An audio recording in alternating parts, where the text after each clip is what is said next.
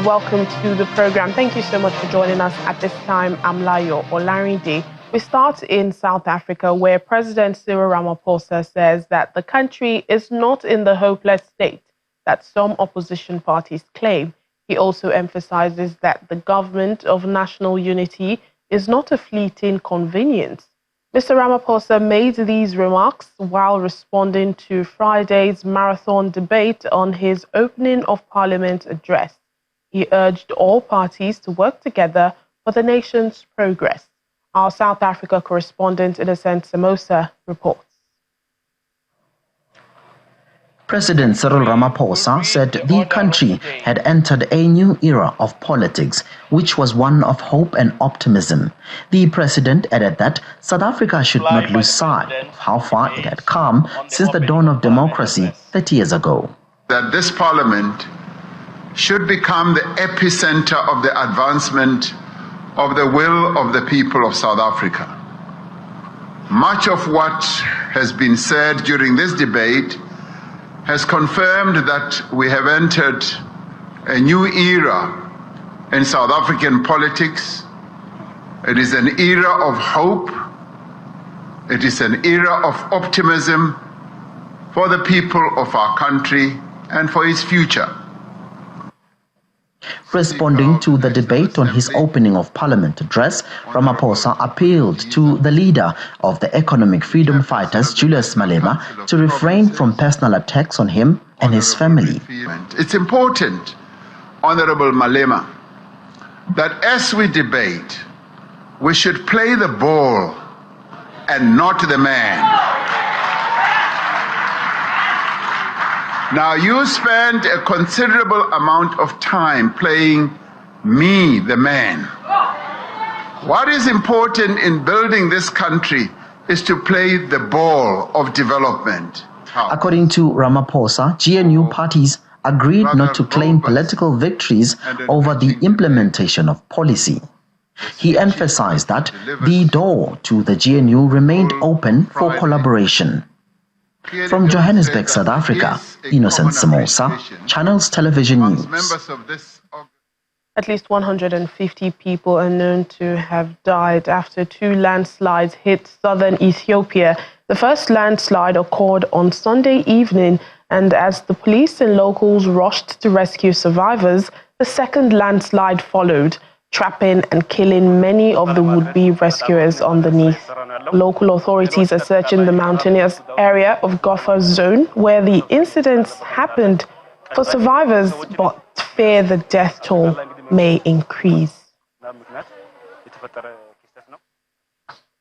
Well, over in Mali, at least 26 people were killed after an armed group attacked a village in the central region near its border with Burkina Faso. The assailants attacked villagers as most of them worked in their farmlands in the Dembo village on Sunday evening. Well, no group has claimed responsibility for Sunday's attack, but blame quickly fell on JNIM, that's an extremist group linked to Al-Qaeda that often targets villagers in the region in a similar manner. Well, such attacks are becoming increasingly frequent in central Mali as the country's military junta also struggles to contain violence in the northern region. The armed violence across central and northern Mali has raged on for more than a decade now. Extremist rebels who were once forced from power in northern cities with the help of recently expelled French troops have regrouped and launched attacks on remote villages and security forces. It appears the dust has not yet settled in crisis-hit Kenya as pro- and anti-government protesters clashed in the capital, Nairobi. Police guarded key points this morning, including Parliament, as they dispersed the protesters with tear gas. Kenya's President William Ruto reinstated several cabinet members over the weekend after he had dismissed them about a week ago. This is to form a new government that he expects will respond to the grievances of the protesters. Protests which started across the country against the proposed finance bill has morphed into a larger call for action against President Ruto's government. The protests have resulted in more than 50 deaths since it began in mid-June and left President Ruto caught between pressure from lenders to pay down high debts and the public reeling from high cost of living.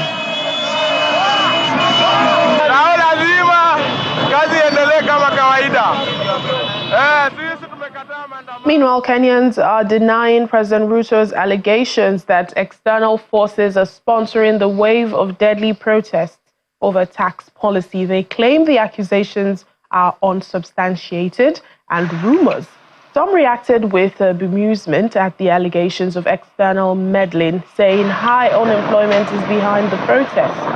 On July 15, Mr. Ruto accused U.S. charity Ford Foundation, which he said was sponsoring violence and mayhem in Kenya. The charity, founded by Henry T. Ford of Ford Motors, has denied this accusation. Online youth communities gave a rallying cry for a fresh wave of protests this week, including occupation of the Jomo Kenyatta International Airport.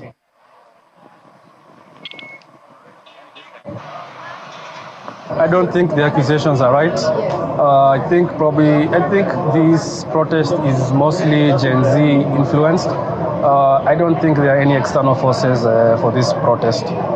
There might be internal forces, but external, I don't think so, because I can say 80 or 90% is Gen Z influence. Probably the 10% might be people who are opportunists who want to take advantage. But to me, I think it's purely 80 to 90% Gen Z influence. Ford Foundation. Just for the president, seriously, to be honest. But I think it's a nice company from the way I viewed on the TV, so I don't think they have any problem. I think maybe you should have concrete evidence to ensure he's not blaming them on something they have not done. So I think they are innocent unless they're guilty of charge. What do you think about the process? I may feel the Gen Zs are they drive themselves. No one is behind their campaigns because they feel if they don't have jobs, we will see people on the streets, you know. So I think they are self-driven.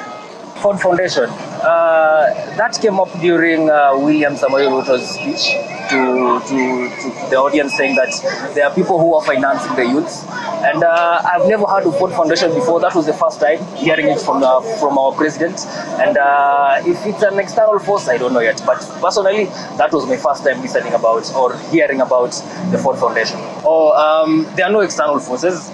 They are just Gen Z driven, especially because we as the Gen Zs, we have decided that we are coming out as a force to communicate what we feel, that we want good governance in our country. And when you talk about external forces, personally, those are rumors to me. Yeah. Well, neighboring Uganda seemed to have caught the protest bug. Security forces arrested dozens of people who tried to walk to the parliament building to demonstrate against high-level corruption. Police and the military deployed heavily in various parts of Kampala this morning, where small groups of protesters had gathered. Some were rough-handled and forced into trucks by the police, who say the protests are unlawful. According to local reports, the protests are organized by Ugandans who hope to emulate efforts by people in neighboring Kenya, whose street action recently forced the president to dismiss most of his cabinet after widespread opposition to a contentious tax proposal. Ugandans have been provoked, they say, by mounting allegations of corruption against the parliament speaker, Anita Among, who has rejected calls for her resignation. Ms. Among, a senior member of Uganda's ruling party, is being sanctioned by the US and the UK governments. In other news, the reactions to US President Joe Biden's withdrawal from the presidential race have extended here on the continent. A cross-section of people spoken to welcomed the news in Nigeria, Kenya, and South Africa, with many hoping that this could be an example for politicians on the continent to step aside and make way for other leaders. I pray that this development will teach our African leaders, the sit-at leaders and autocratic leaders who pretend and hide under the cover of democracy, but in actual sense they are political bandits. They don't even want to hear within the party somebody say has a contrary view of what you are doing, say, Oga, please, this thing you are doing, I just want to say, no, you are not good. So I hope we will learn a lesson from what Joe Biden has done. You could see before the stepping down of Joe Biden, there are already forecasts that black voters are beginning to rise for Trump. So you could also, I'm sure you're going to see a swing. Now that there's a black that has come out, because Harris is black, and not just that, she's a woman. So let's watch in the coming days. You see that there's going to be swings on both sides. He has been ailing, he's old, weak, and maybe because of the pressure of an America's election. America is heading in a very tough election, and he has sensed either defeat because of his involvement in Ukraine. America seemed to have lost a lot of resources in Ukraine. So when America loses much than gaining, it will force the pressure of the people to go against you. So he has sensed the defeat, so that's why he's bowing down out of the rest. He has taxed Kenyans very highly. Very many Kenyans have been pushed into poverty. People have lost jobs. Companies have closed. Everybody is becoming poor. So I think President William Ruto should borrow a leaf from U.S. President Joe Biden, and there is an exit right now, or in 2027, he must not go for the presidential election. He must just retire peacefully. The confidence in him was a bit shaky, so it was a great move, and this proves to be interesting times. Kamala Harris, that's a win. So yeah, I'm happy for the stepping aside that he chose to do, and him putting her on. 226 migrants have disembarked the rescue ship Geo Barents in the Italian port of Livorno. Doctors Without Borders International Charity Group had expressed concern that the migrants did not have the needed protection from Italian authorities. Giorgia Meloni's government is forcing migrant rescue ships to dock further and further north along Italy's coastline, meaning long journeys that raise their operating costs and strain their ability to continue saving lives on the Mediterranean. Captains of vessels who breach these rules risk fines of up to 50,000 euros and their crafts being impounded for 2 months. Repeat offenders risk permanent confiscation. So we know that these people are now going to be entering Italy, where they will have the chance to ask for asylum and get the protection and the medical care that they need. Of course, the worry for the future is what is going to happen with the externalization of the border and the externalization of border proceedings in Albania. It is, of course, a real concern that people are not going to be able to access the level of protection that they need. It has become more and more difficult to be present in the search and rescue area, in the place where we are the most needed, because we are being sent to distant ports, like is the case for Livorno. It took us over 3 days to reach the port, when we are desperately needed to cover the search and rescue operations in the central Mediterranean. In addition to this, the 2023 decree law of the Italian authorities that is imposing us to head to a port as soon as it is assigned to us means that in many cases we have to leave the area of operation after our first rescue. At least 150 people are dead after 2 landslides hit southern Ethiopia. Let's just give you a recap of this leading story. Joining us now on the program is from neighboring Somalia is VOA correspondent Mohammed Sheikh Noor. Mohammed is in Mogadishu. Hello, Mohammed. Thank you so much for your time on the program. Thank you. Thank you for having me. I mean, it's an unfortunate day and a fortunate weekend for Ethiopians at this time. Over 150 people. So far, we've heard that at least 157 have lost their lives. Can you tell us what the situation is now and if there have been any survivors yet? Well, the latest development in Gova zone has really resulted in the loss of 157 lives as homes in the area were engulfed by a landslide. The local authority has stated that the search for survivors is now ongoing, but there is also a possibility that the death toll could rise. Gova is a part of southern Ethiopia, located approximately 320 kilometers southwest of the capital, Addis Ababa. There are now concerns that the heavy rain is causing the landslides might also impact other parts of the Horn of Africa region, including Somalia.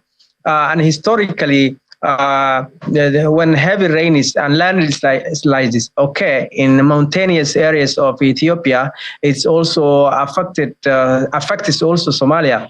The following water might reach parts of Somalia, especially the water-borne region of Hiran region, Beledweyne town, which is often affected by flooding. This can result in the displacement of residents and even loss of lives. Now, we've seen footage showing people, digging with shovels, trying to find more survivors. Is the government also deploying, any sophisticated and perhaps more sensitive equipment to be able to help the rescue operation? Well, the government is trying its best to evacuate those who were trapped in the mud, and also the affected are also women, vulnerable communities like women and children in Gova, in southern Ethiopia. And this is the second one that engulfed in the region. Others who gathered searching is still also ongoing. There are also bodies that are yet to be recovered. The area is very challenging, as footage shared by local administration showed people really digging up bodies with shovels and bare of hands. So the situation is very dire. So what are weather authorities saying? Is more rainfall expected? And, how long do authorities plan to continue this search and rescue effort? Well, the area is really a very hard area to reach, but the government is trying its best to help its community. This landslide is caused many ramshackle houses in the area to be demolished by these floods, and the area is really very hard to reach.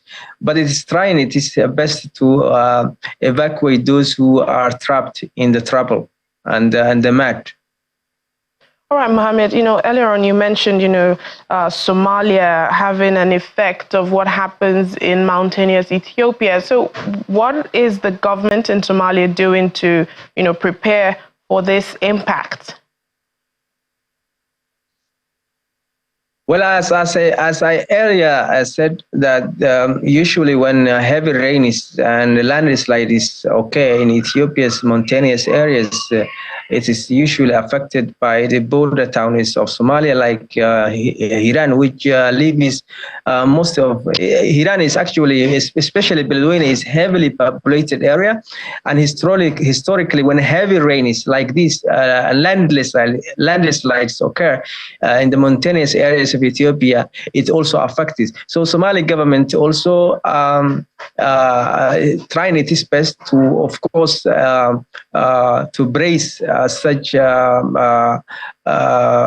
incidents, because it's not the first time this area is affected by the landslides that come from the Ethiopia. So usually when these landslides occur in Ethiopia, it usually affects this region, and it is of course a water-borne region, and when it is often affected by the flooding, this can result in the displacement of residents and even loss of life, as it happened in the past.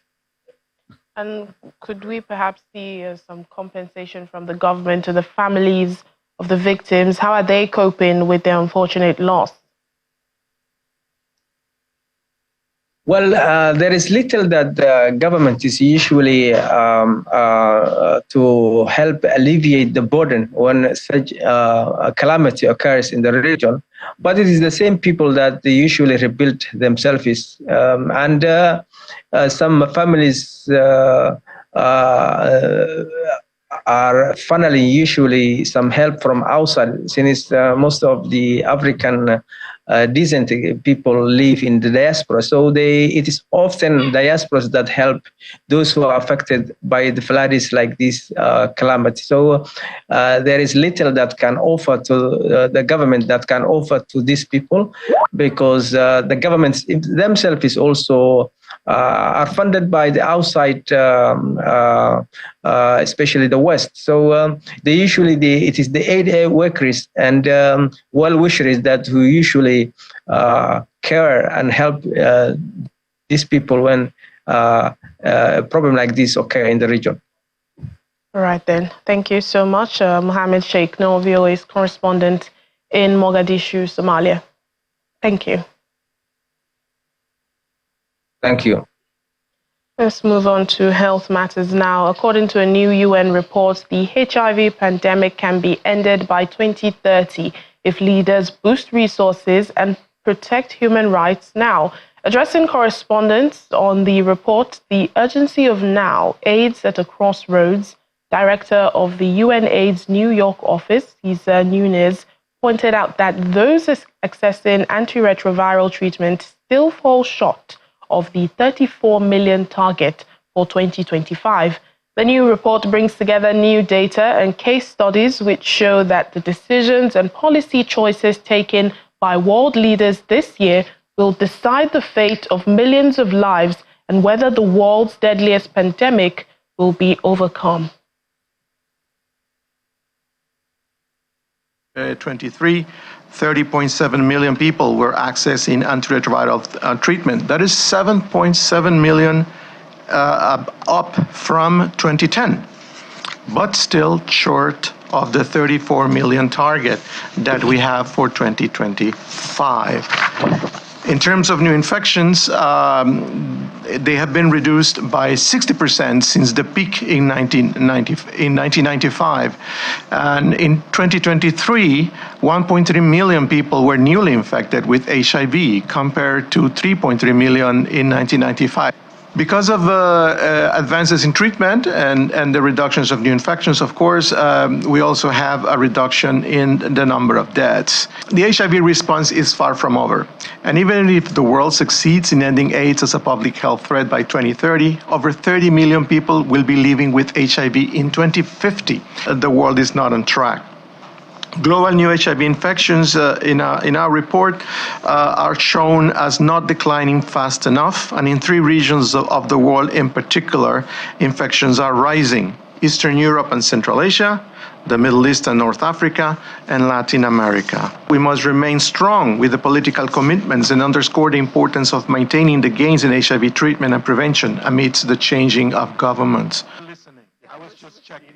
Let's go over to Egypt now, where summer visitors are flocking to the 19th book fair in Alexandria. Several stacks of books line the shelves, tables, and walls at the book fair, which will run for 2 weeks. The event is holding at the Biblioteca Alexandria, the modern library of Alexandria, an elaborate piece of architecture which opened in 2002. According to Mohammed Suleiman, who leads the cultural outreach at the library, there are 77 publishers at this year's fair and an entire section dedicated to children's literature. The exhibition will feature 160 cultural events involving approximately 600 artists and intellectuals. The city is a summer destination for Egyptians across the country. In some sports news, athletes with cerebral palsy from 13 different countries converged in Egypt to take part in the Bokia World Challenger 2024. The challenge, held in an African country for the first time, is part of a global series organized by the International Federation. The event is a qualifier for the Seoul 2026 World Bokia Championships and serves as the final qualifying event for teams aiming for the Paris 2024 Paralympics. All this sport uses leather balls and is played in 2 ways, using one using a head-fixed strap and the other using hands for players who can move their upper limbs. The sport allows players with a wide range of disabilities to take part. The sport was introduced to Egypt in 2018, and within 4 years, the number of Egyptian players participating in several championships had reached 90. And finally, on the program, over in Morocco, 100 chess players from various countries joined the Blitz Chess Marathon in the northern city of Tetuani in an attempt to break the Guinness World Record for the most number of matches held in 24 hours. The competition is organized by the Tetuan Center for Modern Art, where the contestants were seen playing their matches in immense concentration. Following the games, an award ceremony was also held where the winners were granted prizes amid applause from the audience. The competition garnered the participation of several well-known Moroccan and international chess masters and has been a great joy for the contestants. The 2024 Blitz Chess Marathon is the second edition of the tournament, with the first being won by Moroccan chess master Yassil Al-Khathali. I'm Selima, I'm 11 years old, and right now I'm in a Blitz Marathon with 23 rounds, and it's really wonderful and amazing. I've been here last year, there were 18 rounds, and I really enjoyed the tournament, and I'm sure that it will be even better this year.